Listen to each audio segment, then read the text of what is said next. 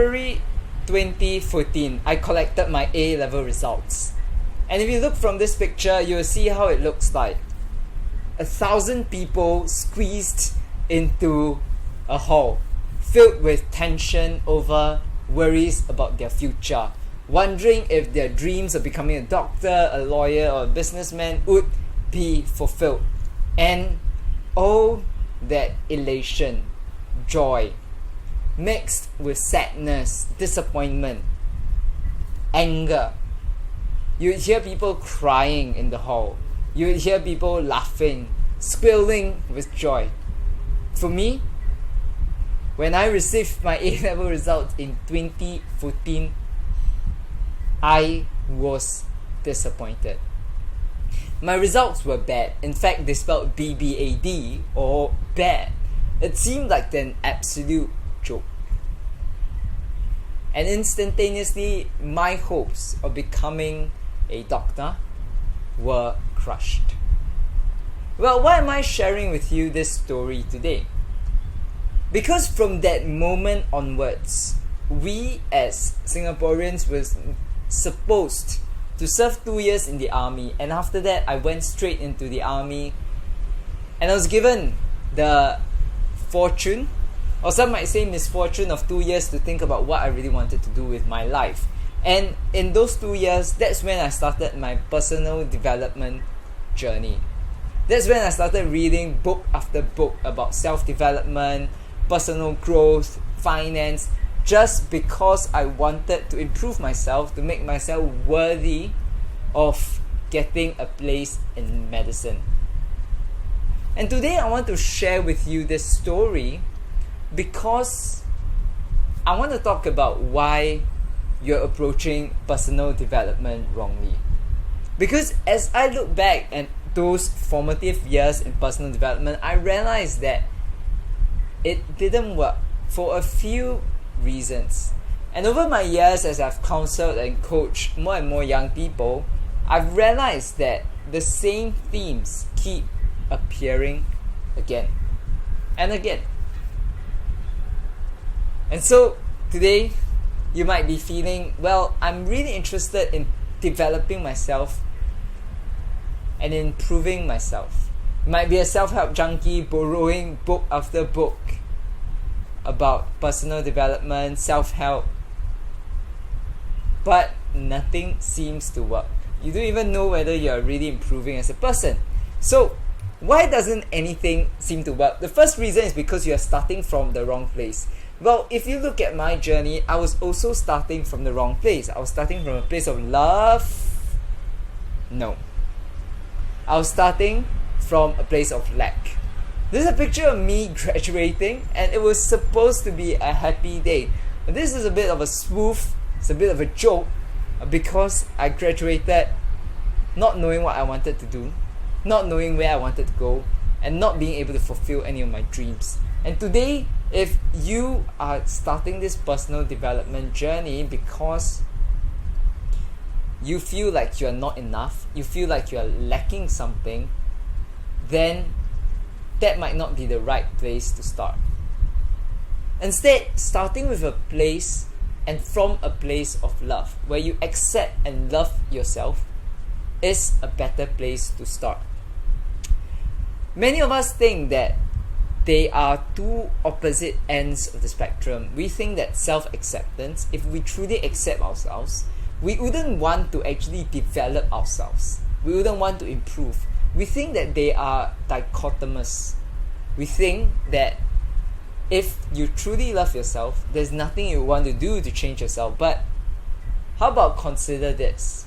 How about considering the beauty of both ends, that you can accept yourself, but you can also develop yourself. You can still possess that desire to develop yourself. Shane Miller, the entrepreneur, often gives this analogy. Look at a baby, it's so helpless. But you don't go at it and say like, what a helpless baby. Can't you get better? You love it, right? You love the baby, but at the same time, you want the baby to grow. You want the baby to improve. And this is what I mean when you can hold both the ideas. And principle of self-acceptance was also having that equal motivation, drive, and commitment to want to develop yourself. And so, what are practical ways you can do this? Well, the first thing to do is to write a love letter to yourself. Well, you can do this by writing 5 qualities that you are proud of in yourself and how you have shown them in the past. This is the first exercise my therapist gave me, and I have to tell you that every single time I still use it. Every week, whenever I get down, I end up using this letter of love to myself just to encourage and validate yourself. Because personal development needs to start from a place of internal validation, not external validation, where you are doing this personal development thing because you want to, and not because it's about how people want to see you. If I look back at those days when I was reading all those books, if you ask me why I was doing that, it was because I wanted to post onto Instagram and Facebook that I was doing all these things. I was this great reader. I was going for these causes, organizing these things, doing these leadership things. Because I wanted to show off that I could do all these things despite being a failure academically. I was looking for the external validation. So today I want you to ask yourself, are you doing this from a place of lack or from a place of love? Are you doing it to show others that you are worthy? Or are you doing it because you already believe that you are worthy? The next thing that goes wrong is that we often look at what's best. Well, here's a picture of all the books that I borrowed during my time in university. It would have been greater if I took the time to actually read those books. But if you look at that shelf, right, you would see classics like Good to Great from Jim Collins, David Allen, Getting Things Done, or even books like Career Advice. I mean, many bestsellers were on that shelf. Well, it would have been greater if I had actually read them. But what happened was that I was just dipping in and out of it. Today, that might be you, right? You have all this best of lists, like the 10 best career development books, the 10 best finance books, the 10 best productivity books. But let me ask you a question, are you reading them? Because research on Amazon, finding out what are the best book reviews, Goodreads, or even Google for the best causes doesn't actually lead to results. Research doesn't lead to results. Let me say this again, research doesn't lead to results. It is your action that counts. Reading is important. Researching about what the best books are to read is important because you don't want to waste your time, right? But at the end of the day, you need to get into the action of learning, because it is not the reading, but it is the learning that matters. It is not the reading, but it is the learning that matters. And you might ask, well, all these best of lists, they are best of in the eyes of perhaps millions of people, but it might not be best for you. So you have to look at what personal development materials are best for you, not for what's for everyone else. And so there are different ways where you learn. The 3 main styles are the visual, whereby you see things. So you might learn better through videos, PowerPoints, pictures, graphics, or you might learn best through auditory, right? You might learn best through a movie, a podcast, an audiobook, or you might learn best through kinesthetic ways of learning, like doing something, learning by doing. So for example, some of these things might come through real life apprenticeships or internships where you are applying and doing what you learn. Well, knowing how you learn best is important in helping you to pick the way of learning that will fit you. So whilst it's important to research, the first important thing is to understand how you learn so that personal development works for you and not for the industry. Make personal development work for you rather than for the advertisers or the tech companies who are recommending you these books, or the gurus that are trying to sell you those books. Look at what works for you. The last thing is that we are often like information product tourists. This is a term introduced by Shane Mala, the entrepreneur and who does many online courses. You might look at this book list. Again, this is what my shelf looks like, and on your shelf you might see similar things. You might see files, books, kit bags, and whilst all of that is important,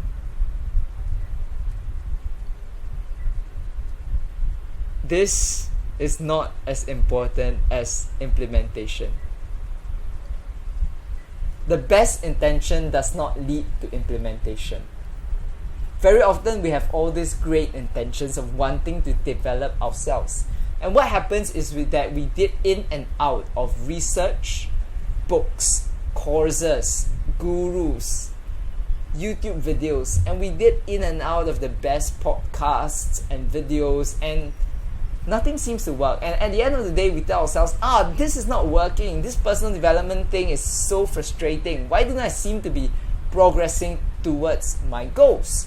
And the reason why is because you are not implementing what you are learning. You are not applying what you are learning.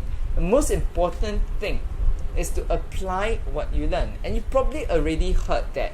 And so the question then is how? Very often we think about input, so that might come through books, courses, university, yet another course, another podcast, and it's important to get all this information in our heads, all this input, but it doesn't beat the output. And output comes to processing what you learn and creating something out of that, like a video, an article, a blog post, a podcast, so that you are processing what you learn. And it doesn't remain as input, as knowledge, but it becomes applied. That input, whatever comes in, knowledge, comes out as output, so that it is helping someone else. Because if you look at it, personal development is not just for you, it is for the good of our world. Let me say this again, personal development is not about you, it's about us. This is the most important concept in personal development. Because as much as the person, you are important, it becomes a completely pointless exercise if it's all about you. Because I want you to ask yourself today, why are you developing yourself? Why are you developing yourself? If it's just a nihilistic thing, then at the end of the day, you'll find it really meaningless because it's just all about you. And even you reach the fullest maximum potential, you still wonder, now that I reached the top, what's there? There's no point. I reached the top and found that it was empty. That might be you. I don't think you want to reach there. And so that's why in personal development, think, why am I doing this? Is there something larger that I can contribute to? So take away that input and produce something. Use the build, measure, learn, the lean startup methodology. Build something, measure the impact of it, and learn from it. One of the easiest ways is to conduct experiments on yourself using what you learn from each personal development material that you have. Like a book. Why do you not take away anything from the book? It's because you are not applying an idea from it. So take an idea, build an experiment around it, and measure it, and learn from it. So let's say an example. Recently I was reading David Allen's book, Getting Things Done, and in it he has this 2-minute rule where he talks about how if you have something, just do it if it takes less than 2 minutes. I tried that, found it was very helpful, and taught it to someone else. I measured the productivity gains from it by recording down the things that just took 2 minutes to do. That's what I mean by building an experiment, measuring the impact of it, and learning from it. Because personal development is not effective if you're just reading about it. Personal development only works when you reflect and learn something from it. If you look at this particular slide, you will see the learning pyramid from Maine in Canada. And it talks about how teaching others helps you to retain 90% of the material. So that's why today, rather than just focusing on input, focusing on processing it so that you are actually retaining it by teaching someone else. Don't just read or listen or discuss with someone. Teach it to someone. Well, the last thing that we often think is that this is too expensive. In 2019, I went for this conference at Sheffield, and it was from the Chim management team, which led by Professor Steve Peters, had brought the likes of British Cycling, Liverpool FC to their greatest heights, and it costs £300. £300. And then I had coaching for my own personal speaking business at £200 an hour. And some of you might think, well, this is crazy. John is spending crazy amounts of money on himself. And here's the thing, if you don't invest in yourself, who will? If you don't value yourself, no one will value you. Let me say this again. If you don't value yourself, no one will value you. If you think about being stingy, about spending $100, $200, $300 on your own personal development, then how can you expect someone else to value you in the same way? Think of it as being like Iron Man. You know how Iron Man brings out regular upgrades of his suit? Think of yourself as upgrading different aspects of yourself so that you are regularly bringing out better versions of yourself. You need to retire your older versions of you before someone retires or retrenches you. So you need to sack your old selves and bring out upgrades regularly before someone else does that for you. And you might ask me, well, so I don't want to waste my money. How can I do this? Well, you can craft an individual learning plan for yourself. Look at where you are now, where you want to be in 6 months, 1 year, and using the advice from Bruce Dugan in his book, Not Everyone Gets a Trophy, a book for managers of millennials, he talks about how you can actually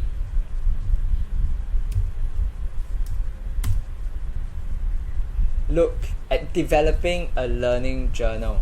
Well, what does this mean, right? In this learning journal, you can look at it in this way. So, as you can see from this learning development journal, first you map out your responsibilities at work. Then you make a list of the learning resources that you need.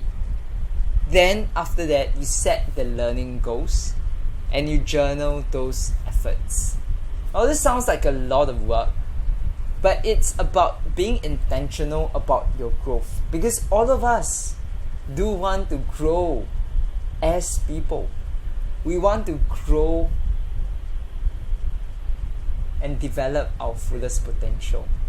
but there needs to be a set structure to that, and having a learning development journal aids in that.